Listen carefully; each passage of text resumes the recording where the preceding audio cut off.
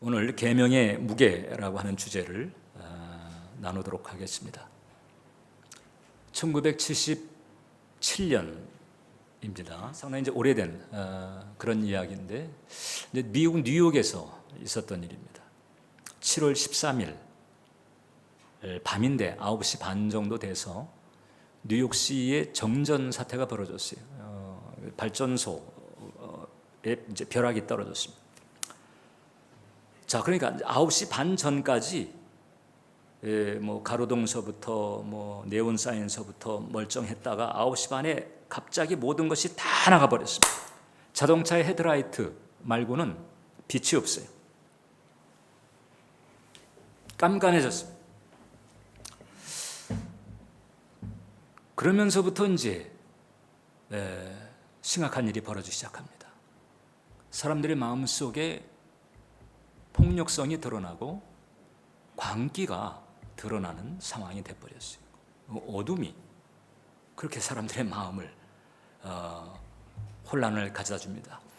상점 1700여 곳이 약탈을 당했고 강도 살인사건이 그 밤에 한 25시간 정도 정전이 됐거든요. 그러니까 이제 그 밤새, 그 새벽이 밝아지기까지 그냥 그 밤에 그 사이에 그런 일이 벌어졌습니다. 경찰에 체포된 인원이 3,000명 정도 됐고 그 하룻밤새 재산 피해가 1억 5천만 달러입니다.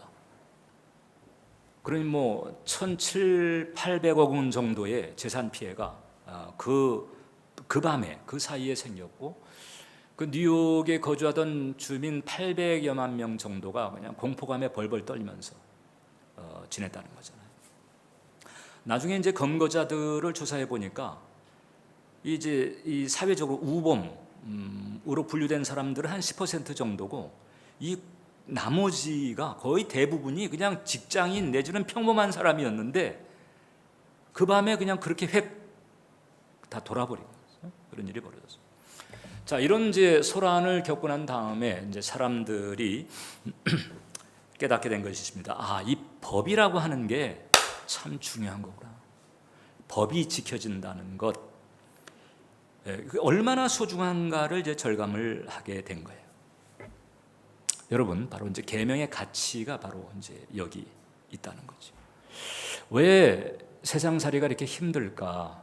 조금 살아본 사람이라면 누구나 다 동감합니다.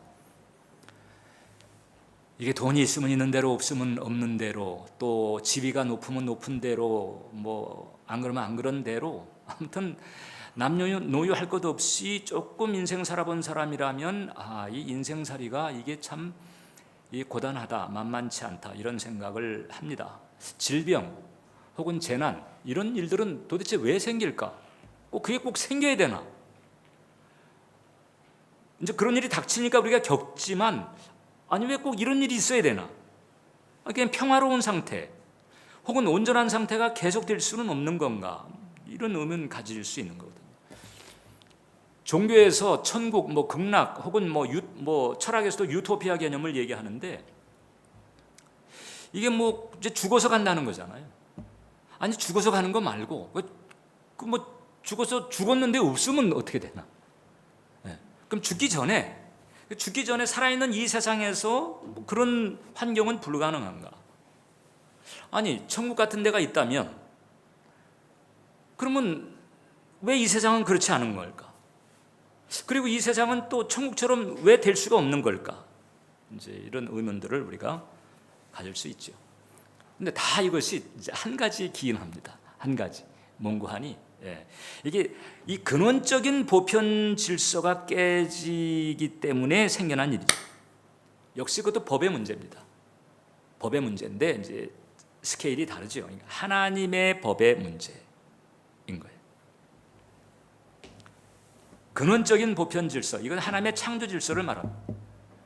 근원적인 법이라고 하는 것은 하나님의 법입니다. 미국의 법 혹은 한국의 법, 뭐 무슨 민법, 형법 이런 법보다 훨씬 위에 있는 그런 하나님의 법의 문제. 이게 바로 이제 결국 인간의 삶의 고통과 재난의 근원을 설명해 주겠다고 하는 거죠. 그래서 그 근원적인 보편 질서, 그리고 그 보편 질서를 관장하는 하나님의 법을 어기면서 이제 첫 번째 그 파괴된 질서가 이제 생기게 됐고, 거기에서 고달픈 일이 생기는 것입니다. 자, 뉴욕이 이제 무법지대가 됐어요. 갑자기 그 하룻밤 사이에 살인, 강도, 폭행이 어마어마하게 일어나 버렸습니다.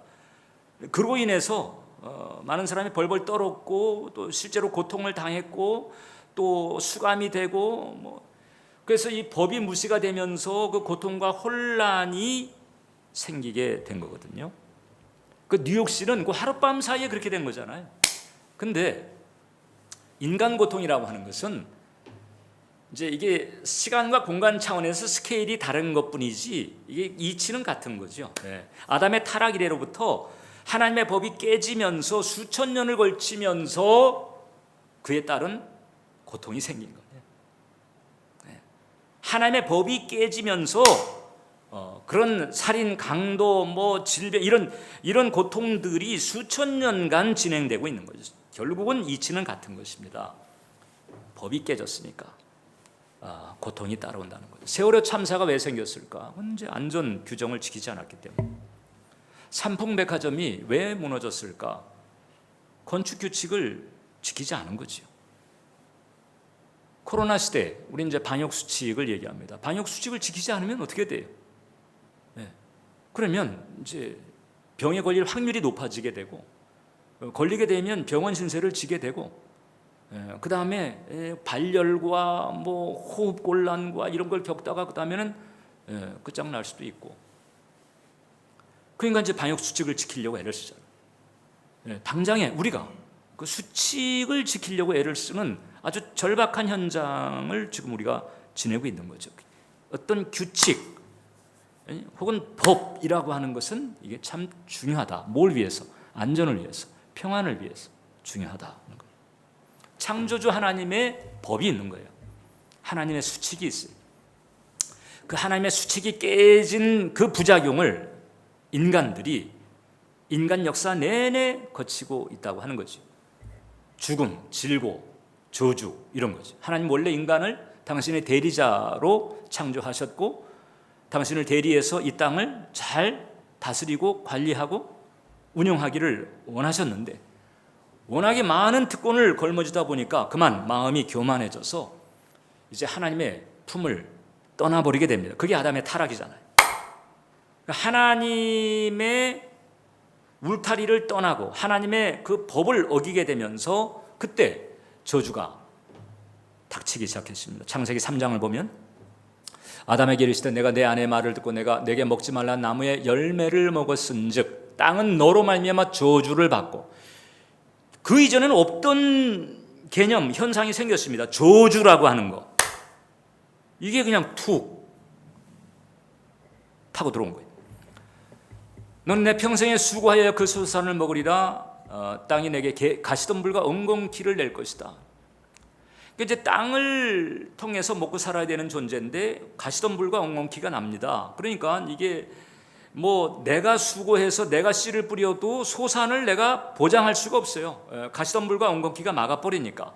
가시덤불과 엉겅퀴 같은 어떤 사회 상황들, 장애물들 혹은 나쁜 놈들, 가시덤불과 엉겅퀴처럼 내 인생에 작동을 하면서 소산을 거두지 못하게 만드는 일들이 비일비재한 것이 우리잖아요. 그때 또 사망과 질병이 파고 들어왔어요. 19절 보니까 내가 흙으로 돌아갈 때까지 얼굴에 땀을 흘려야 먹을 것을 먹으리니 내가 그것에서 취함을 입었습니다. 너는 흙이니 흙으로 돌아갈 것이니라. 흙으로 돌아간다. 영혼이 몸과 분리되는 게 이게 죽음이잖아요. 그 이제 몸은 흙에서 와서 이제 흙으로 돌아갈. 이거 진짜 우리 이치가 그렇게 돌아가고 있잖아요. 그 멀쩡했던 몸이었는데 영혼이 떠나버리니까 그 다음에 픽 쓰러지고 그 다음엔 땅에 묻히는데 나중에는 뼈고 뭐고 다 없어지는 거예요. 그냥 흙이 돼버리는 거죠. 수고와 고통, 죽음과 질병 이런 것이 인간계에 닥친 그 근원적인 문이 뭐였느냐? 바로 이제 하나님의 수칙을 깬 거예요.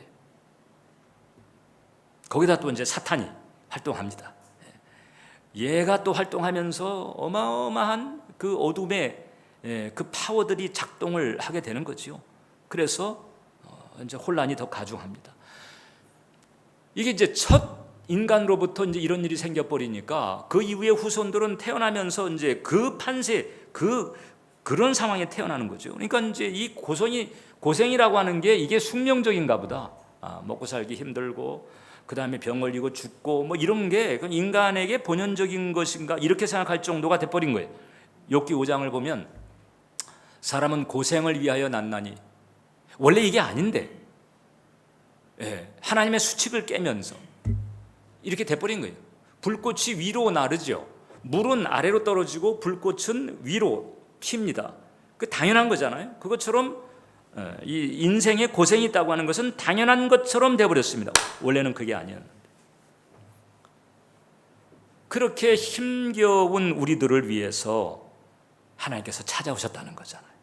다시 찾아오셔서, 그래서 이 회복할 수 있는 길을 열은, 이게 아담의 타락 때서부터 이제 무법천지가 된 겁니다. 이게 이제 타락한 사람들끼리 서로 타락한 상태에서 타락한 사람들끼리 더 손해를 입지 않고 더 괴로움을 겪지 않으려고 만든 게 그걸 민법이고 형법이고 뭐 이게 국제법이고 이런 거예요, 여러분. 이미 타락한 세상에서 타락한 데 대한 대가를 치를 수밖에 없는 이 세상, 인생에서 그나마 어려움을 덜 겪으려고, 불편을 덜 겪으려고 서로 간에 그 계약을 맺고 관계를 정하고 이렇게 가는 거죠. 그러니까 이 세상법이라고 하는 게 그 세상법이 주는 그 안정이 있지만 그것은 사실상 차선입니다. 근데 하나님께서 이제 근원적인 그 보편 질서를 다시 회복할 수 있는 길로 이제 우리를 부르신 거죠. 우리에게 찾아오셔서 우리를 그 길로 다시 부르십니다. 아주 근원적으로 평안, 생명을 회복할 수 있는 길을 내가 열어놓겠다. 그래서 우리에게 찾아오셔서 우리에게 주신 것이 그게 바로 언약이고 그게 계명이다.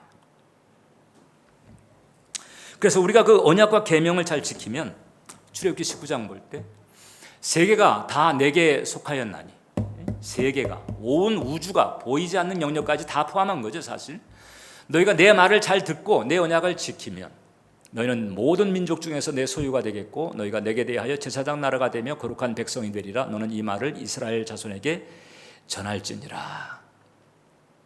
하나님 말을 잘 듣고 하나님 언약을 잘 지키면, 지금 유대인들이 말이죠. 유대인들이 이제 유대교를 대부분 믿잖아요. 물론 이제 뭐 날라리 유대인들도 많아요, 사실. 근데 그래도 이 구약의 말씀을 지키는, 그러니까 이제 그네들은 복음이 없죠. 그리스도의 복음이 없잖아요. 아주 결정적인 결함이 있잖아요. 그럼에도 불구하고 그 구약의 말씀을 지켜내는 그들의 투지를 주님께서 봐주시는 것 같아요. 그러니까 유대인들이 얼마 안 되는 숫자들인데도 그 나라 자체는 적지만은, 그러나 이 세계적으로 보면 유대인들의 파워라고 하는 것이 이 문화, 경제, 문화, 뭐 예술 할 것 없이 그네들의 파워는 대단합니다. 그냥 그래서 유대인들 보게 되면 꼭 이 얘기가 먹히고 있는 것 같아. 모든 민족 중에서 이게 무슨 뭐 국제법상 뭐 이렇게 막 경계선을 긋고 뭐 국경선을 긋고 이런 나라 개념보다도 그냥 모든 민족 중에서 너희를 내가 뛰어나게 하겠다. 너희가 내 소유인 것을 증거하리라. 유대인들의 현재 모습을 보게 되면 결정적인 결함이 있음에도 불구하고 그 구약 하나 붙들고 살고 있는데도 그런 열매를 건지더라라고 하는 거죠. 이런 은혜, 이런 생명, 이런 평안을 누릴 수 있는 길을 다시 열어놓은 것이 언약이고 계명이라고 하는 거죠. 그래서 두 번째, 그래서 이 언약이라고 하는 것은 계명도 포함합니다. 왜냐하면 언약은 계명으로 이루어졌으니까. 이게 바로 회복의 길이다. 그래서 언약의 핵심이라고 하는 것은요, 저와 여러분들로 하여금 인생 혼란을 벗어나서 하나님과 함께 사는 방식을 알려주는 데인 거예요. 언약이라고 하는 것은 결국은 나를 위한 거예요. 정재우를 위한 거예요. 여러분 각자를 위한 거예요. 언약은 사람을 위한 거예요. 하나님 입장에서는 사실 언약이 필요가 없어요. 근데 사람 때문에, 깨진 언약 때문에 죄와 저주의 도탄 가운데에 힘들어하고 있는 인간을 위해서 하나님께서 찾아오셔서 사람을 위해서 열어놓은 것이 바로 언약인 것. 죄인된 인간에게 주시는 새로운 기회, 에덴의 타락으로 말미암아 잃어버렸던 축복을 회복할 수 있는 기회, 이것이 바로 언약이고 언약에 담겨 있는 계명의 기능이고 계명이 담고 있는 축복이다. 어떤 회사가 있는데 그 회사에 한 직원이 그만 횡령 내지는 배임을 해가지고 나쁜 짓을 한 거예요. 이래가지고 이제 해고가 됐어요. 해고가 돼서 이제 뭐 어디 가지도 못하고 그냥 계속 이제 그냥 어려움을 겪고 있는데 그 회사 사장이 긍휼의 마음이 생겼습니다. 그 친구 지금 어떻게 지내나? 뭐 지금 뭐 말이 아닙니다. 그 사장이 다시 연락을 하는 거예요. 나 좀 보자. 그래서 이제 만나러 왔어요. 그 사장이 이렇게 말하는 거예요. 나하고 약속을 하자. 다시는 그런 짓을 안 하겠다고 약속하면 다시 일하게 해주겠다. 어떻게 할래? 어떻게 할래? 그래서 회사가 요구하는 조건을 제시했어요. 어떻게 하겠어요, 그 사람? 고맙습니다. 이제는 절대 내가 나쁜 짓 안 하겠습니다. 그냥 회사가 요구하는 것 제가 다 하겠습니다. 그래가지고 다시 일을 하게 된다. 그때 회사가 요구하는 조건이 여러분 그게 결국은 누구를 위한 거예요? 그 상황에서는 그 사람을 위한 거예요. 그 사람에게 다시 기회를 주고 평안을 생활을 안정시킬 수 있는 기회를 주기 위해서 다시 불러서 요구 조건을 이해하는 거잖아요. 이게 언약인 거예요. 하나님이 우리를 불러서 다시는 그러지 말고 이제 안정과 평안의 길로 가자. 이거죠. 언약은 축복입니다. 언약은 사랑입니다. 언약이 복인 거지. 언약은 여러 가지 계명으로 구성되어 있어요. 그래서 구약 시대 때에는 이게 이제 십계명에서 파생, 십계명이 이제 핵심 줄기고 거기에서 파생된 계명이 613개가 있다고 봤죠. 이제 이건 뭐 유대인들의 이제 분석이니까. 그래서 그 중에는 이제 248개의 하라는 명령과 365개의 하지 말라는 명령이 포함되어 있어요. 이것만 봐도 해야 될 것을 하지 않은 게 얼마나 많으며 하지 말아야 될 것을 저지른 게 얼마나 많은지 이게 드러나는 거예요. 근데 이제 이 구약의 이 계명이 이제 신약으로 넘어오면서 좀 정리가 된 부분이 있어요. 그런데 또 신약에 들어와 가지고는 또 만만치 않습니다. 이 산상수훈 같은 거, 그리고 이 바울 서신에 등장하는 그 생활에 대한 교리, 이런 교리적 명령 같은 것은 이 또 만만치가 않거든요. 이런 것을 다 포함해서 이게 계명입니다. 계명. 하나님의 법이죠.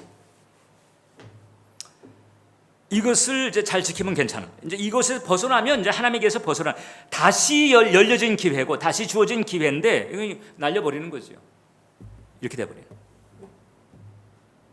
아담은 말입니다. 아담은 이게 운이 좋았던 게 하나만 지키면 됐어요. 하나만. 딱 하나만. 선악과는 안 먹으면 돼. 다시 말하면 하나님의 주권을 인정하는 그 길에서 벗어나지만 다른 건 모든 것 다 오케이가 됐습니다. 딱 하나만 딱 제시가 됐어요. 오늘날은 워낙이 우리가 이 죄와 불의 가운데 뒹굴었기 때문에 이제 너무 많이 엇나가 있었단 말이죠. 너무 많이 엇나가 있었던 통에 이제 많은 것을 지켜야 되는 시대가 됐어요. 이게 이제 많이 엇나가 있는 상태, 그냥 각자 제 속에 옳은 대로 자기 길을 행하고 말초적으로 쾌락적으로 그냥 자기 멋대로 이렇게 지내다가 이제 다시 그 근원적인 보편 질서 안에 들어가려고 하다 보니까 많은 것을 지켜야 되고 많은 것을 지킬 상황이 이제 이게 버거운 거지. 더 얽매이는 것 같고 더 무거워지는 것 같고 막 이게 부담이 되고 아이고 이거 이 천국도 좋고 영생도 좋은데 근데 꼭 이게 뭐 해야 되는 게 이렇게 많아. 이 지켜야 되는 게 이렇게 많지. 이렇게 이제 생각을 하지만 실상은 다시 얘기합니다. 계명이라고 하는 것은 축복이다. 평안이고 사랑이다. 다시 열려진 기회다. 예, 이건 나를 위한 거예요. 나를 위한 거예요. 나를 위한 거예요. 계명 나를 위한 거예요. 예, 올가매거나 내리 누르려는 멍해가 아닙니다. 이것은 행복과 축복을 회복시키고 유지하는 길로 다시 열어준 거지. 그래서 처음에는 모든 크리스찬들이 이런 과정을 거쳐요. 예, 이렇게 이게 무겁고 버겁고 때로는 도피하고 싶고 심지어는 반발도 해. 예. 아니 그냥 좀 적당히 적절하게 이렇게 좀 그냥 신앙의 길을 좀 가게 하면 안 되나? 그냥 하나님 존재 인정하고 그냥 존중하는 정도 선에서 좀 그치게 하면 안 될까? 안 그래도 지금 뭐 만만치 않은 세상인데 자꾸 종교 문제를 가지고 믿지 않는 사람들하고 각을 세우고 이런 거를 꼭 이런 거 이렇게까지 해야 되나? 뭐 그 마음에 이게 불만도 있을 때가 있고 이 저항이 생길 때도 있고 이렇죠. 다 그런 과정을 거쳐요. 근데 이제 그런 단계는 빨리 벗어버리는 게 좋다. 갈수록 변화가 됩니다. 갈수록 변화가 되면서 이제는 이 계명 언약이 주어진 배경과 하나님의 마음을 헤아리게 되면서 이제 정말 하나님의 마음을 신경 쓰는 쪽으로 이제 자꾸 이렇게 변화가 되죠. 그런 과정에서, 그런 변화의 과정에서 나타나는 현상이 뭐냐? 이제 계명이 자꾸 가벼워지는 거예요. 계명이 전에는 무겁고 부담되고 짐스럽고 이랬는데 그게 아니고 갈수록 이게 가벼워집니다. 오히려 이제 어떻게 하면 더 잘 지킬까 이렇게. 전에는 하나님이 오리 가자고 했을 때 왜 오리야? 왜 덕을 말하는 게 아니고요. 5마일 오리를 가자. 왜 오리를 꼭 가야 되나? 막 이랬는데요. 어느 그 시기 딱 하나님 마음을 헤아리는 시기 딱 가게 되면요. 하나님 오리가 아니고 심리도 갖게. 그게 이제 하나님과의 관계에서만이 아니고 사람과의 관계에서도 그렇게 된다는 거잖아요. 사람과의 관계. 계명이 더 이상 무겁게 느껴지지 않을 때 성숙한 거예요. 그때 성숙의 단계에 들어간 거예요. 요한일서 5장 3절을 보면 하나님을 사랑하는 것은 이것이니 우리가 그의 계명들을 지키는 것이라. 그의 계명들은 무거운 것이 아니로다. 하나님을 사랑하면 계명은 무겁게 느껴지지 않는 거예요. 그러니까 계명의 무게, 여러분들의 마음 가운데서 계명의 무게가 어떨까? 하나님의 요청들이 있잖아요. 성경에 담겨 있는 계명들과 그 다음에 그 계명과 연관된 아주 그냥 딱 생각하면 뻔한 그 하나님의 요청들이 있잖아요. 그 하나님의 요청들이 여러분들에게는 어떻게 느껴지나? 그게 무겁게 느껴지나? 가볍게 느껴지나? 여러분들의 그 영성에 이제 그 측정이 가능하게 되는 것이요. 다시 말씀드립니다. 계명은 축복이고 배려고 은혜입니다. 나를 위한 거예요. 나를 생각해서 어떻게든 나를 회복시키고 어떻게든 나를 생명과 평안과 안정의 자리로 부르시려고 열어놓으신 거잖아요. 그래서 마지막에 우리 계명에서 이 사랑이 핵심이라고 하는 사실을 깨닫는 변화가 필요합니다. 자, 평소 이제 그 어른들의 말을 안 듣는 아이가 있었어요. 청개구리 아이가 있었는데 산에 올라가다가 호기심에 자꾸 그냥 깊은 데로 이렇게 들어가다가 그만 이게 이제 해저물 역이 되게 되면 이제 빨리 내려와야 되는데 이 산에서는요 해가 이 평지보다도 더 빨리 져요. 사실 같이 지는 거지만 느낌상 이거 그리고 산에서 이제 이 땅거비가 져버리잖아요. 제가 그거 한번 겪어본 적이 있어요. 그냥 우습게 보고 그것도 얕은 산이에요. 얕은 산에 올라갔다가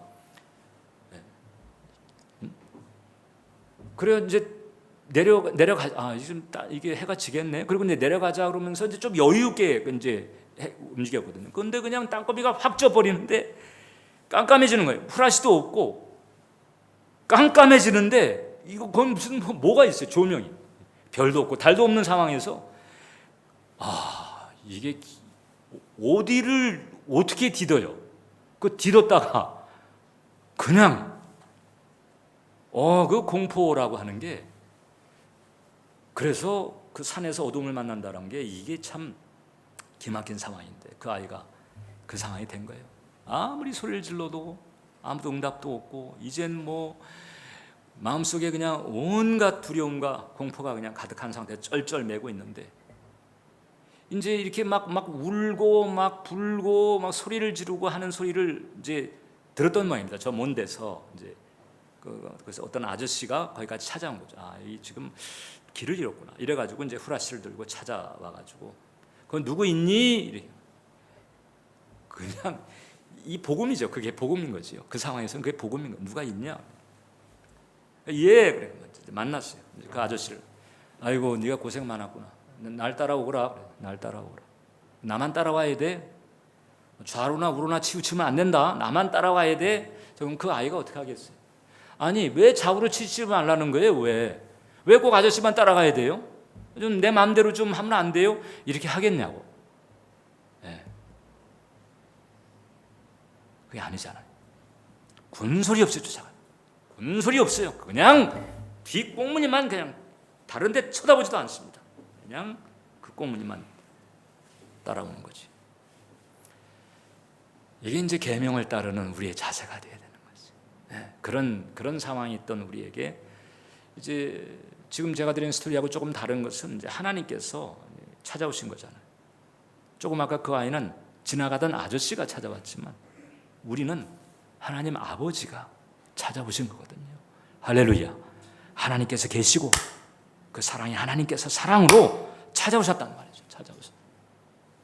그래가지고 이제 나를 건지시고 그다음에 날 따라오라.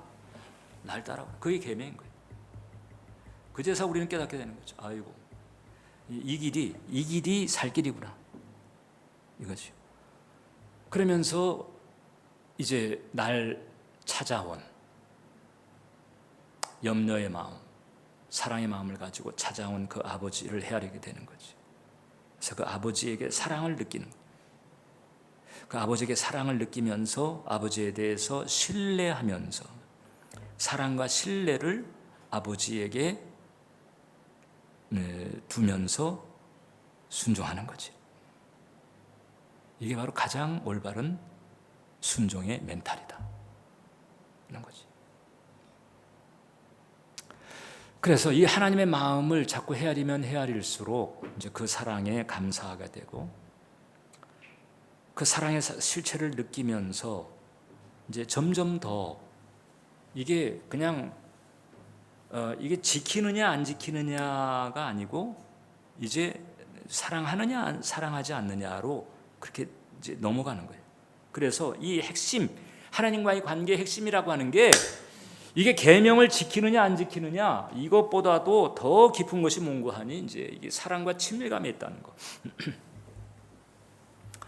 한 율법사가 예수님께 와가지고 그러니까 그 당시 613개가 있었다고 그랬잖아요. 613개 중에 도대체 어떤 게 가장 중요할까? 이분은 어떻게 생각하시나? 이제 물어봤어요. 예수님에게. 그랬더니 여러분들 잘 아시는 그러니까 마태복음 22장 예수께서 이르시되 마음을 다하고 목숨을 다하고 뜻을 다해서 주 너의 하나님을 사랑하라.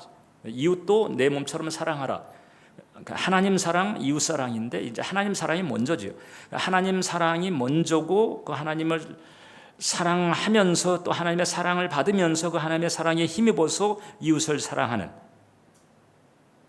그러니까 인간적인 사랑이 아니에요. 제가 전에도 여러분들에게 사랑을 크게 둘로 나누자고 그랬잖아요. 하나는 아가페고 하나는 에로스예요. 그게 뭐 스토르케가 됐든지 필레오가 됐든지 그 하나님의 사랑이 아가페고 아가페 아닌 것은 에로스인 거죠.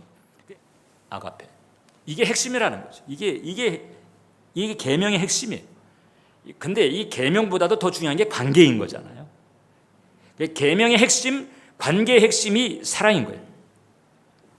그래서 하나님과의 관계에선 사랑이 바탕이고 사랑이 핵심입니다. 하나님과의 관계에선 사랑의 감정을 가지는 게 베스트다. 여러분들이 하나님과 관계를 가지는데 사랑의 감정을 느끼지 못한다. 그건 이제 남녀간의 연애할 때 가졌던 비슷한, 그러니까 그거하고는 차원이 다르죠 물론. 그런데 그 감정에는 유사성이 있는 거지. 그런 사랑의 감정이 베스트인 거죠. 베스트. 그래서 예배의 자리, 기도의 자리에 찾아오는 게, 왜냐하면 사랑하는 이가 거기서 귀를 기울이니까. 사랑하는 이와 만날 수 있는 자리니까.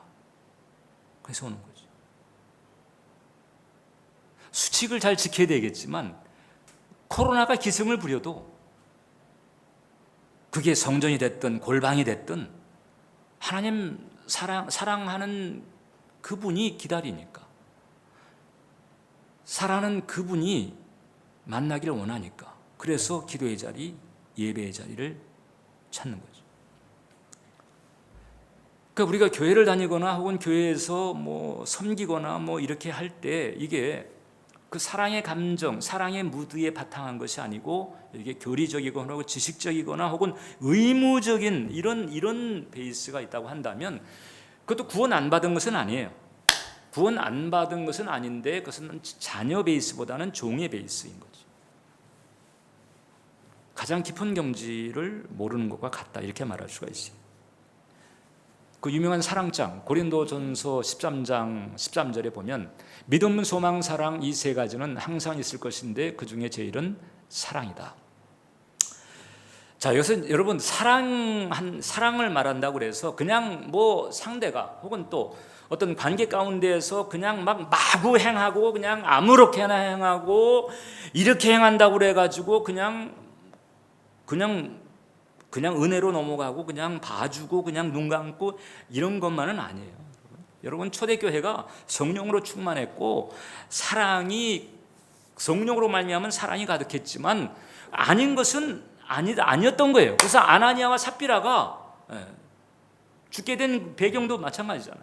사도 바울이 교회를 세우면서 하나님의 사랑을 증거했지만은 그러나 이 귀신 역사라든지 혹은 공격에 대해서는 또 단호하게 이렇게 이런 부분이 없는 건 아니지요.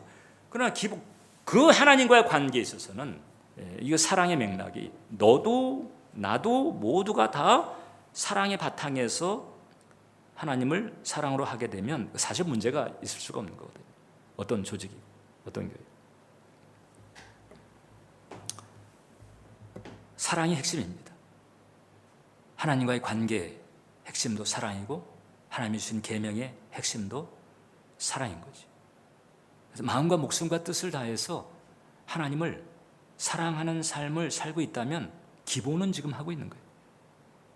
기본은 제대로 하고 있는 거예요. 세상은 출세하라고 하고 세상은 지위를 높이라고 하고 업적을 쌓으라고 말합니다. 여러분, 저는 여러분들이 세상살이에요. 그게 뭐 사업을 하든 뭐 학문을 하든 뭘 하든 간에 전 여러분들도 역시 뭐 성공하기를 원하고 있고 업적을 쌓기 원하고 있고 출세도 하기를 원하고 있고 지위도 높아지기를 원하고 있어요. 그런데 거기에서 끝나면 안 된다는 거잖아요. 그보다 더 중요한 것은 하나님을 사랑하고 사람을 사랑하는 거죠.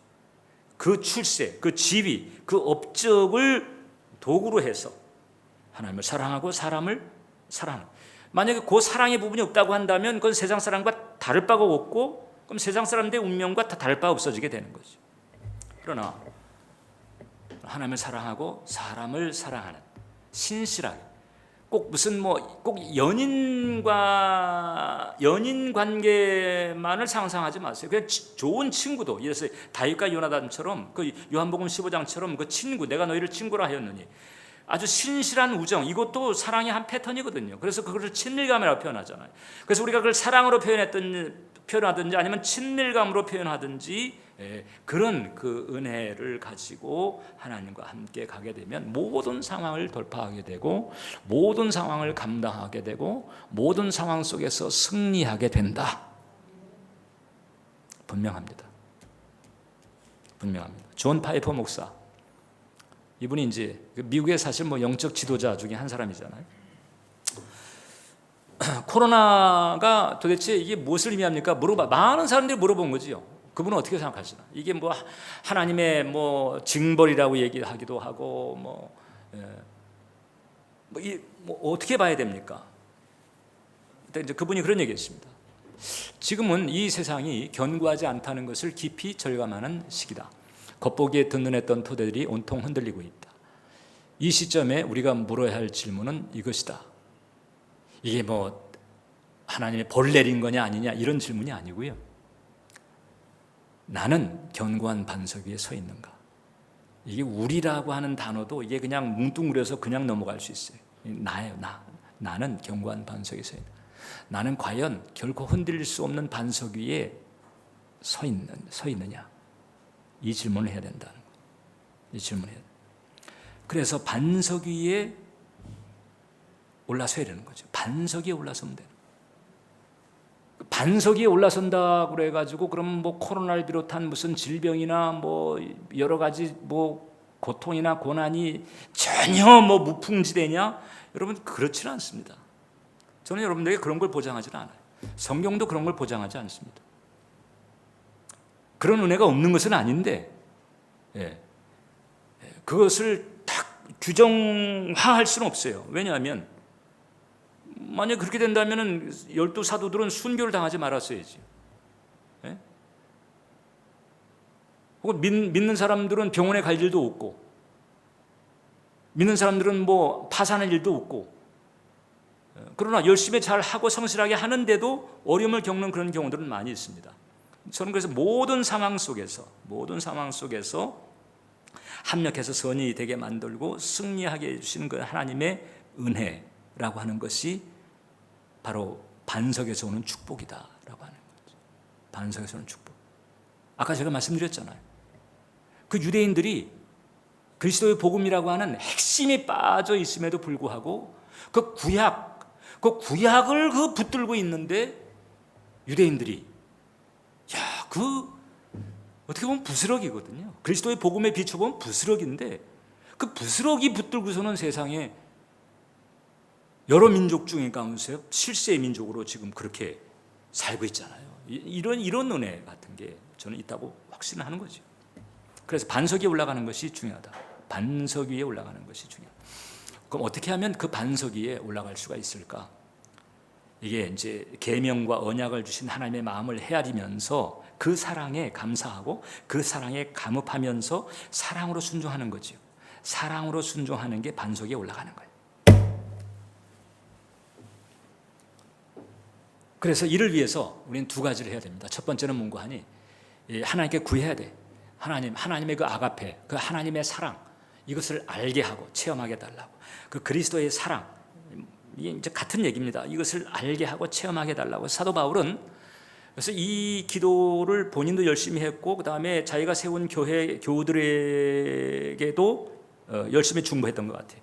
에베소서 3장을 보면 믿음으로 말미암아 그리스도께서 너희 마음에 계시게 하옵시고 너희가 사랑 가운데서 뿌리가 박히고 터가 굳어져서 능히 모든 성도와 함께 지식에 넘치는 그리스도의 사랑을 알아.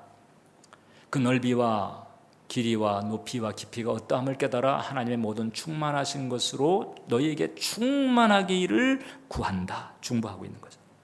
저도 여러분들을 위해서 중보 많이 하고 있습니다.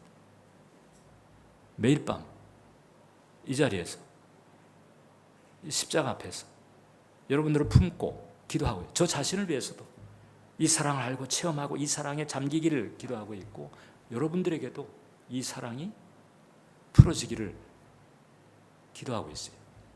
우리가 구할 필요가 있는 거죠. 구할 필요가 있는. 왜냐하면 이 사랑은 세상 어디에서도 얻을 수가 없는 거죠. 이 사랑은 하늘에서 오는 거예요. 하나님의 사랑에 하나님이 주셔야 받을 수 있는 사랑입니다. 세상은 그 흉내를 낼 뿐이에요. 하나님께 구해야 되죠. 두 번째, 사랑의 아버지의 영이신 성령님을 자꾸 의지하면서 성령님을 의지하면서 일상에서 액션하는 거예요. 일상에서 액션. C.S. 루이스가 이 사랑과 관련해 가지고 의미 있는 이제 말들을 많이 했는데 그 가운데서 이제 두 가지 인용하자면 일단 C.S. 루이스는 사람은 사랑을 먹고 사는 존재다 이렇게 본 것 같아요. 맞는 얘기죠. 그래서 이렇게 표현을 정말 기가 막히게 잘했어요. 사람은 에로스의 사랑에 의해서 태어나며, 남녀 간의 사랑에서 태어나잖아요. 스토르케, 그 부모 자식 간의 사랑이잖아요. 이 스토르케 사랑에 의해서 양육을 받고, 그다음에 필로스, 이제 스승 제자 간의 사랑에 의해서 양육되고 성숙된다. 그리고 아가페 사랑에 의해서 완성이 된다는 거죠. 사랑 없으면 안 되는 존재가 인간이라고 하는 거예요. 그런데 이제 이 인간이 결국 자기 중심성, 혹은 죄성, 혹은 사탄의 역사, 이것에 그냥 그만 꺾어져 가지고 이제 사랑을 실천하지 못하고 있는 거거든요. 그래서 그런 상태에서 이제 하나님의 사랑을 깨닫고 하나님께 사랑을 구하면서, 구하기만 하는 데서 그치지 말고 이제 사랑을 그냥 액션하라는 거죠. 이런 얘기합니다. 이웃을 사랑하는가? 여기서 이웃은 누구겠어요? 가까이 있는 가족에서부터, 교회에서부터, 정원 식구, 직장 동료, 자기가 접하는, 자주 접하는, 또 많이 접하는, 어떻든 접하는 그런 사람들. 일단 1차적인 이웃이라고 볼 수가 있어요. 이웃을 사랑하는가라고 묻는다면 여기에 대해서 내가 사랑하고 있습니다라고 자신 있게 말할 사람이 많지 않습니다. 따지고 보면 아이고, 사랑해야 되는데 제가 그렇게 못하고 있어요. 이렇게 하기가 쉽죠. 그래서 내가 사랑하는가 그렇지 않은가를 분석하면서 괴로워하는데 시간을 낭비하지 말고, 그렇게 하면 평생 그 수련에서 벗어나지 못한다는 거죠. 그냥 사랑하는 것처럼 그냥 액션하라는 거지. 사랑하는 것처럼. 왜냐하면 본성상 부패하거나 자기 중심성 때문에 그게 잘 안 되는 경우들도 많이 있어요. 근데 그냥 그것 때문에 계속 끌당하지 말고 일단 사랑하는 것처럼 그냥 액션을 그냥 해버려라. 근데 성령 의지하면서. 왜냐하면 그게 성령 의지해야 할 수 있는 거예요. 사랑처럼 행동하는. 그러면 사랑하게 될 것이다. 이렇게 얘기하고 있어요. 이 C.S. 루이스가 본성적인 부분을 파악한 거예요. 본성하고 씨름해봐야 이게 평생 승부가 안 난다는 거죠. 성령의 도우심을 받아가지고 그냥 아예 풀쩍 뛰어넘어서 그냥 그렇게 해버려라. 사랑하는 성도 여러분, 이 사랑에 바탕한 계명, 사랑에 바탕한 언약, 이것은 축복이고 배려입니다. 감사한 마음을 가지고 사랑으로 순종하는 여러분 되시기를 축원합니다. 그러면 여러분들은 반석 위에 올라가는 것 같고요. 반석, 그러니까 어떤 일이 닥쳐도 모든 상황 속에서 결국은 승리합니다. 하나님이 지게 하지 않습니다. 넘어지게 하지 않습니다. 망하게 하지 않습니다. 결국은 승리하게 할 것입니다. 인생 혼란, 인생 고장, 인생 막장에서 빠져나오는 길, 이게 바로 계명이다. 기도하겠습니다. 하나님 아버지, 언약과 이 계명의 의미를 나눴습니다. 거기에 배어있는 하나님의 사랑, 하나님의 마음을 헤아리면서 그 사랑에 감사하면서 그 사랑에 기뻐하면서 사랑으로 순종의 길을 걸어갈 수 있게 해 주옵소서. 예수님.